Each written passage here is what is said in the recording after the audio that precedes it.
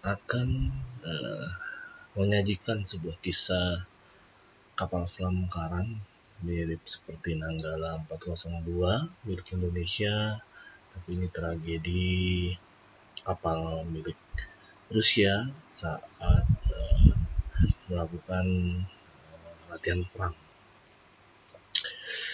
Oke, mungkin akan saya coba share screen materinya.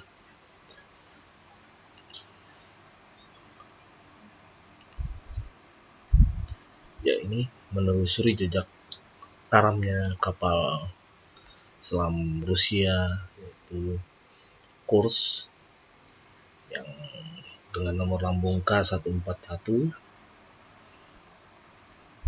Kejadiannya tahun 2000-an. Ya. K141 Kursk atau dalam terjemahan Rusianya disebut Atomnaya Podnaya Lodka Kursk, yang berarti kapal selam bertenaga atom. Podnaya Lodka Kursk, di mana kapal selam Kursk sendiri adalah kelas Oskar II bertenaga nuklir, kapal selam rudal jelajah milik Angkatan Laut Rusia. Pada tanggal 12 Agustus tahun 2000, Kursk 141 dinyatakan hilang tenggelam di Laut Barents, yang pada akhirnya ternyata menewaskan 118 personil di dalam kapal selam itu sendiri.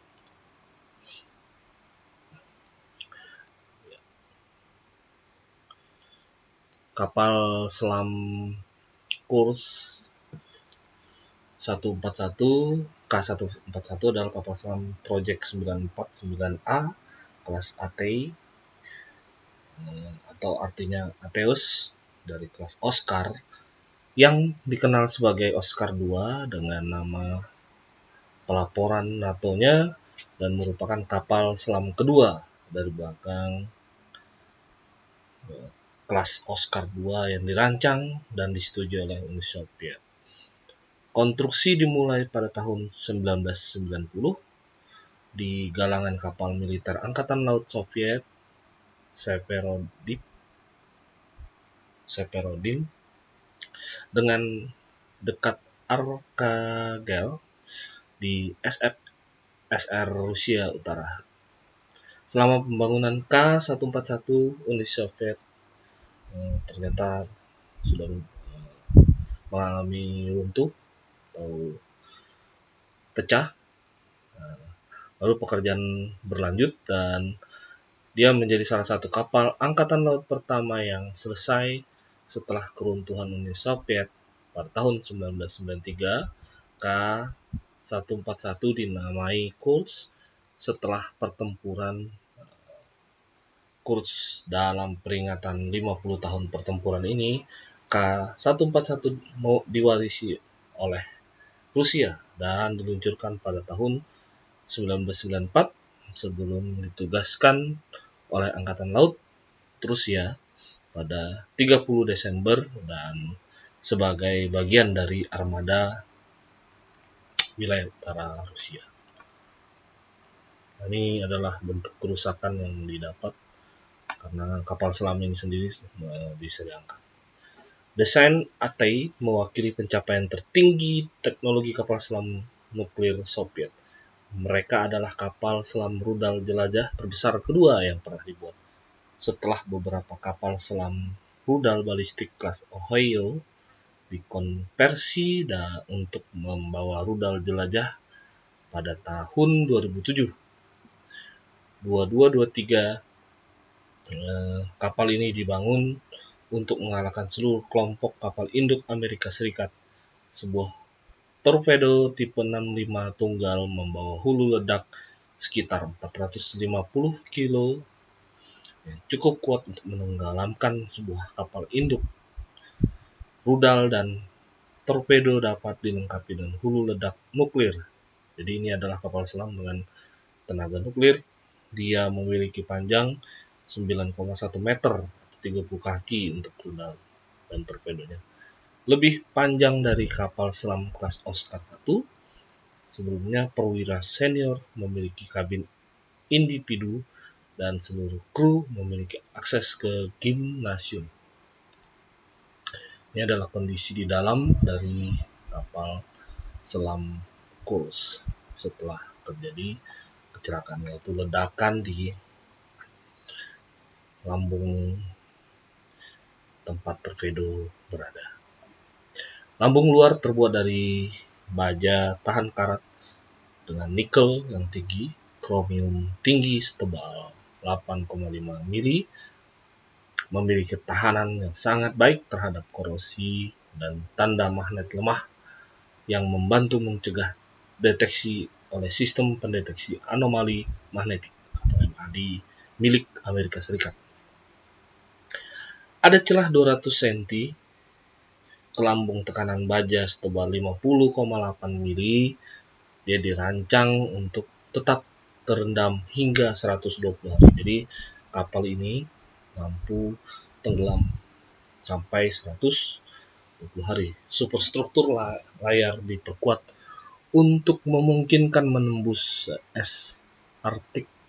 Kapal selam itu dipersenjatai dengan 24 rudal jelajah granit SS-N-19 atau V700 dengan 8 tabung torpedo haluan 4 533 mili panjangnya dan 4 650 mili rudal granit dengan jangkauan hingga 550 km. Wow. 2 kali jarak. Ya, jarak Balikpapan Bontang atau jarak dari Balikpapan ke Berau. Mampu terbang supersonik pada ketinggian lebih dari 20 km. Untuk rudalnya, mereka dirancang untuk mengerumuni kapal musuh secara cerdas, memiliki target individu yang diakhiri dengan menyelam ke target.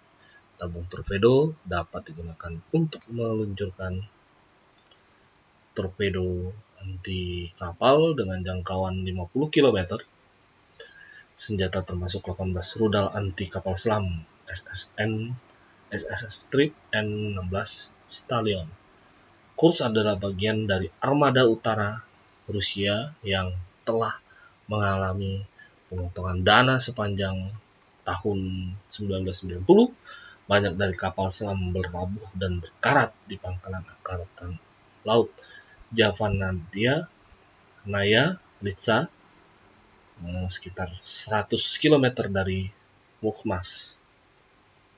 Sedikit pekerjaan untuk memelihara semua kecuali peralatan garis depan yang penting, termasuk peralatan pencarian dan penyelamatan telah terjadi. Laut Armada Utara tidak dibayar pertengahan tahun. Jadi dari ceritanya sendiri sebenarnya di filmnya itu para awak kapal Kursk sendiri itu sudah beberapa bulan tidak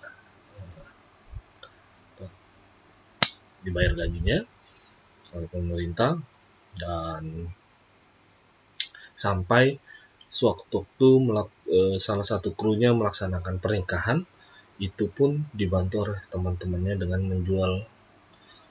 Jadi satu tim di Kursk itu menjual jam tangannya untuk menambah biaya acara pernikahan salah satu rekan mereka. Tingkat tali persaudaraan mereka cukup kuat. Lalu Kursk bergabung dengan latihan Summer X, latihan angkatan laut berskala besar pertama yang direncanakan oleh angkatan laut Rusia dalam lebih satu dekade. Pada tanggal 10 Agustus tahun 2000, latihan itu mencakup 30 kapal termasuk Piotr Veliky atau Peter the Great 4 kapal selam serang dan armada kapal yang lebih kecil, para kru baru-baru ini memenangkan penghargaan untuk kinerja yang sangat baik dan telah diakui sebagai kru kapal selam terbaik di armada utara. Saat sedang berlatih, Kursk memuat senjata tempur lengkap. Itu adalah salah satu dari sedikit kapal yang diizinkan untuk membawa muatan tempur setiap saat. Nah, ini adalah foto kondisi kapal selam Kursk di bagian dalamnya. Nah, ini kondisi di depan, di mana yang terindikasi meledak. Pada hari pertama latihan, Kursk berhasil meluncurkan rudal granit yang dipersenjatai dengan hulu ledak tiruan. 2 hari kemudian, pada pagi tanggal 12 Agustus, Kursk bersiap untuk menembakkan torpedo tiruan ke Battle Cruise kelas Kirov Piotr Veliky atau disebut Peter the Great. Torpedo latihan itu tidak memiliki hulu ledak-ledak dan diproduksi serta diuji dengan standar kualitas yang jauh lebih rendah. Pada tanggal 12 Agustus tahun 2000 pukul 11.28 waktu setempat atau 7.28 UTC, terjadi ledakan saat bersiap untuk meledak. Jadi kalau sesuai ceritanya itu suhu di dalam mesin itu kian meningkat dari 158 hingga sampai 180, karena kalau sudah 180 dia akan meledak. Terjadi ledakan saat bersiap untuk menembak. Laporan akhir Angkatan Laut tentang bencana tersebut menyimpulkan bahwa ledakan itu disebabkan oleh kegagalan salah satu torpedo tipe 65 berbahan bakar hidrogen peroksida. Kursk penyelidikan selanjutnya bahwa peroksida uji tinggi HTP, suatu bentuk hidrogen peroksida yang sangat pekat yang digunakan sebagai propelan untuk torpedo, merembes melalui las yang salah di casing torpedo.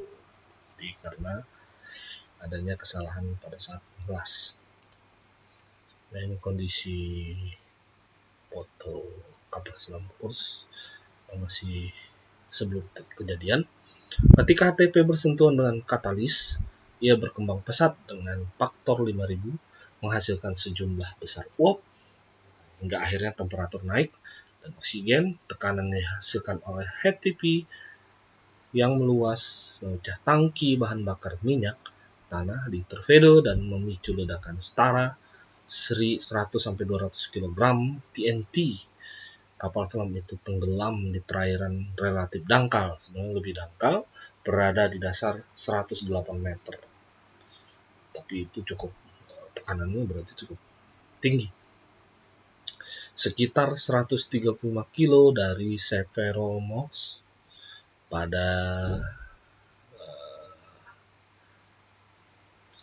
koordinat 69 derajat 40 menit, bintang utara 37 derajat 35 menit bintang timur.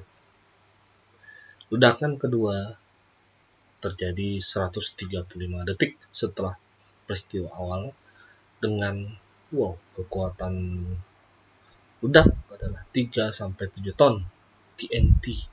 Ledakan itu membuat lubang besar di lambung kapal dan menyebabkan 3 kompartemen pertama kapal selam runtuh, menewaskan atau melumpuhkan semua personil kecuali 23 dari 118 personil di dalamnya. Jadi pada saat ini meledak, hampir kisaran 90 orangan itu tewas di tempat. Jadi tersisa 23 kalau sesuai kisahnya itu berada di lambung atau bot nomor 9. Jadi mereka bertahan untuk mendapatkan penyelamatan. Karena kalau keluar itu pun tidak mungkin, kedalaman 100 meter berarti tekanannya itu sampai 10 bar atau lebih. Nah, itu akan menghancurkan tubuh mereka kalau mereka keluar tanpa peralatan yang memadai.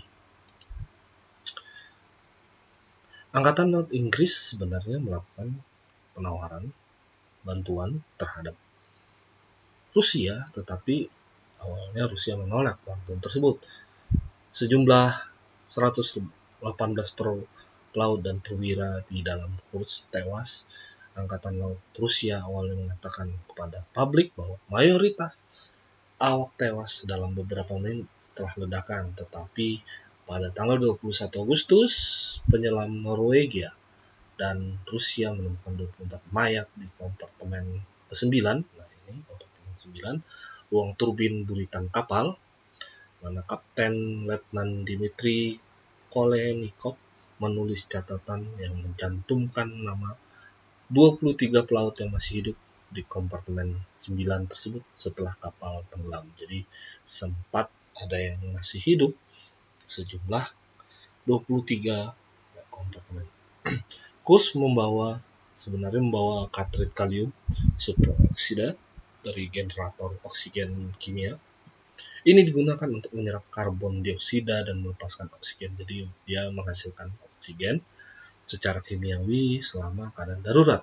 Namun katrit menjadi terkontaminasi dengan air laut dan reaksi kimia menyebabkan kebakaran kilat yang menghabiskan oksigen. Jadi pada saat itu kru sedang melakukan sarapan pagi dan salah satu kru membuka katrit tersebut, mungkin mau diganti, namun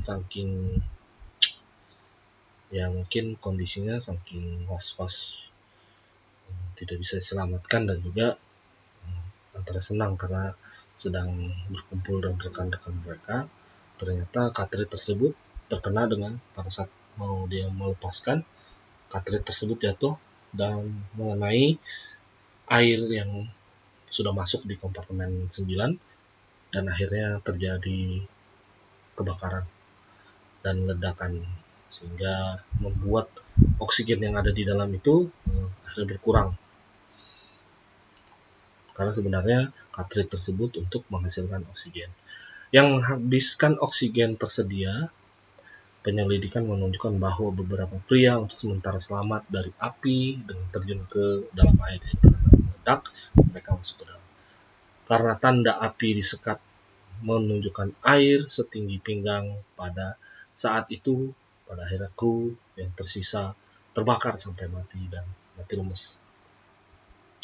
Presiden Rusia Vladimir Putin, meskipun segera diberi tahu tentang tragedi itu, beritahukan oleh Angkatan Laut bahwa mereka memiliki situasi di bawah kendali. Penyelamatan sudah dekat.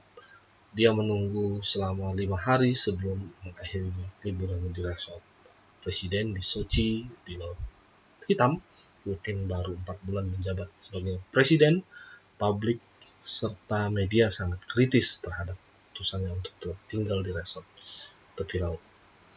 Peringkatnya yang sangat disukai turun drastis. Tanggapan presiden tampak tidak berperasaan dan tindak pemerintah tidak kompeten. Setahun kemudian dia berkata, saya mungkin seharusnya kembali ke Moskow, tetapi tidak ada yang bisa berubah. Saya memiliki tingkat komunikasi yang sangat baik di Sochi maupun di Moskow. Tetapi dari sudut pandang PR, saya dapat menunjukkan beberapa keinginan khusus untuk kembali. Jadi sebenarnya Rusia sendiri itu sudah melakukan beberapa kali penyelaman dengan kapal selam kecil, maksudnya untuk menyelamatkan 23 kru tersebut. Namun karena posisinya peralatan pada saat itu mungkin tidak memadai, jadi beberapa kali mau masuk ke Palka gagal. Jadi mereka seharusnya sudah di Palkanya kompartemen 9 tersebut, tapi ternyata beberapa kali masuk gagal dan hampir juga terjadi kecelakaan karena baterai kapal selam tersebut hampir 7% sudah habis dan akhirnya mereka memutuskan untuk kembali ke atas. Nah, pada saat itulah terjadinya tragedi ledakan oleh katrit yang dibuka oleh salah satu kru dan jatuh ke dalam air di ruangan yang mengakibatkan oksigen di kompartemen tersebut akhirnya berkurang. Nah, hasil penyelidikan resmi ini adalah terlepas dari posisi Angkatan Laut yang sering menyatakan bahwa tabrakan dengan kapal asing telah memicu peristiwa tersebut, sebuah laporan yang dikeluarkan pemerintah menghubungkan bencana tersebut dengan ledakan torpedo yang disebabkan ketika peroksida uji tinggi (STP), suatu bentuk hidrogen peroksida yang sangat berkonsentrasi, bocor dari ras yang salah di casing torpedo. Laporan tersebut menemukan bahwa ledakan awal menghancurkan kompartemen ruang torpedo dan membunuh semua orang di kompartemen pertama. Ledakan memasuki kompartemen kedua dan mungkin ketiga, keempat melalui ventilasi AC.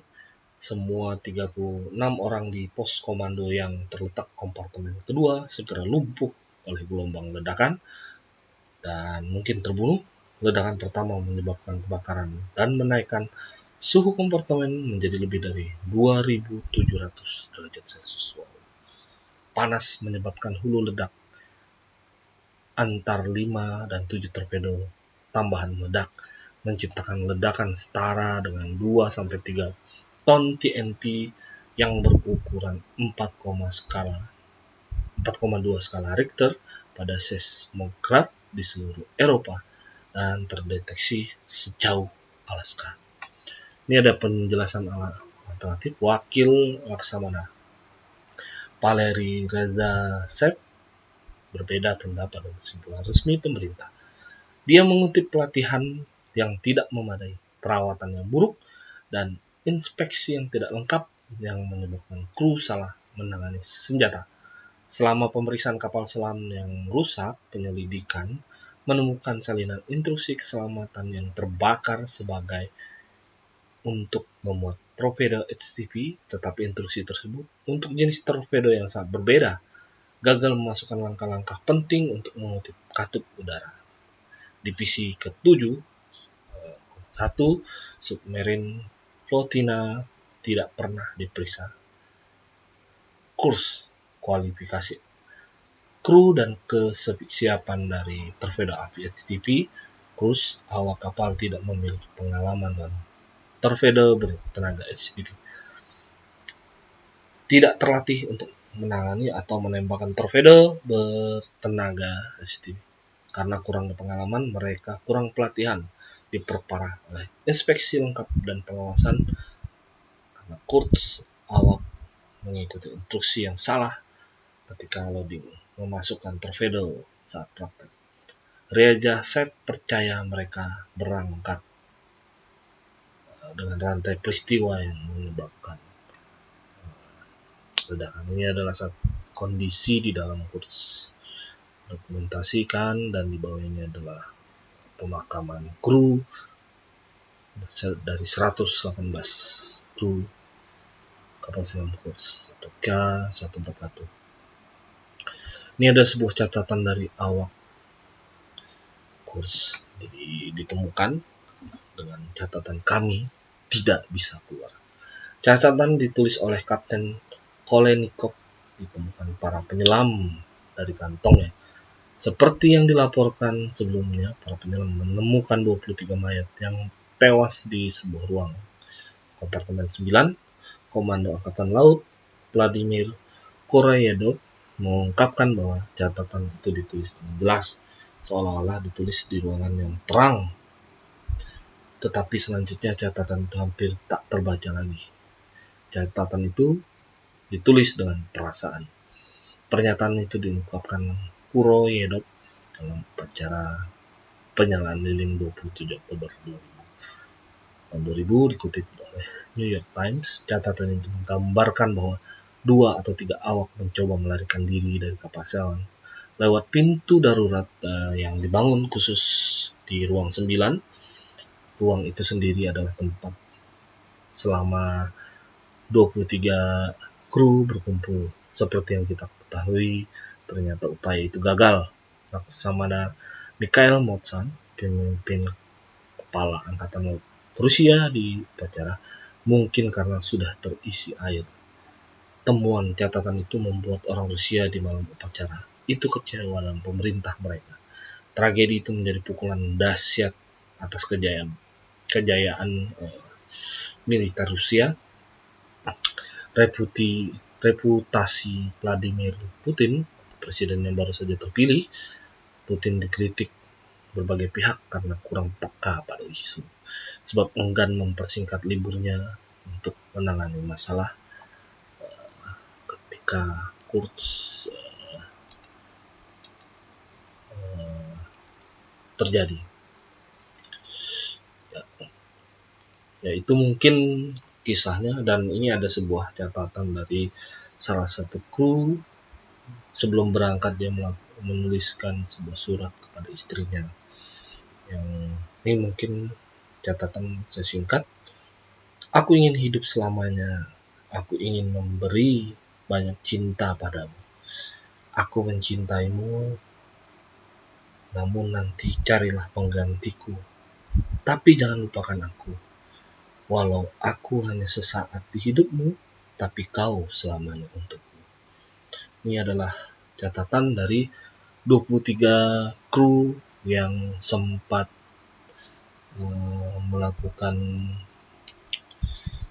mencoba untuk selamat, namun ternyata terjadi tragedi yang tidak diinginkan, yaitu jatuhnya katrit yang menyentuh air laut sehingga terjadi kebakaran dan menghabiskan oksigen yang ada di dalam ruangan 9. Semoga dari tragedi ini menjadi sebuah peringatan dan pengalaman yang kedepannya sebaiknya tidak terjadi lagi. Sampai jumpa, jangan lupa di like, comment, dan subscribe pada AW Channel untuk selalu mendukung